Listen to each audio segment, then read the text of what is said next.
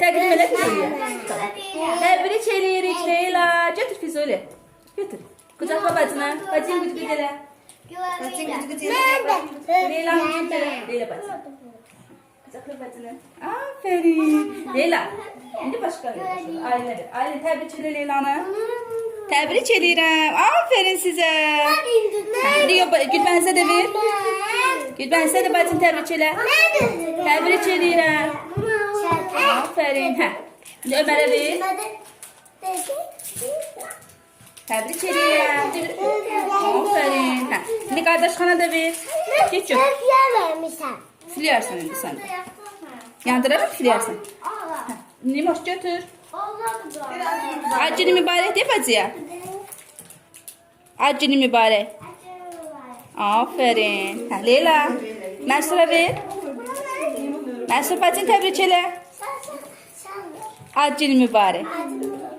Sağ ol. Leyla götür. Fəridə ver. Fərid bacını təbrik elə. Acını mübarək.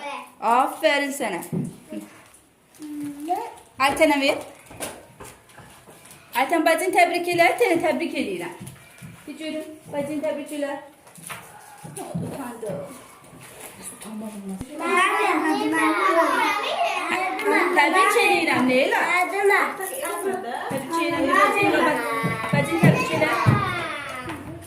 Dedə, təbrik eləyirəm.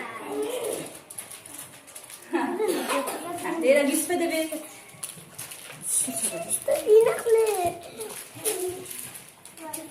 Aferin. Götür.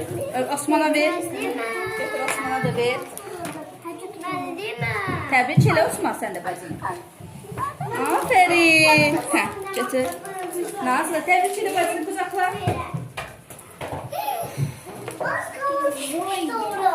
Hə. Sonra qardaşına da ver. Sən təbrik elə. Aferin sizə.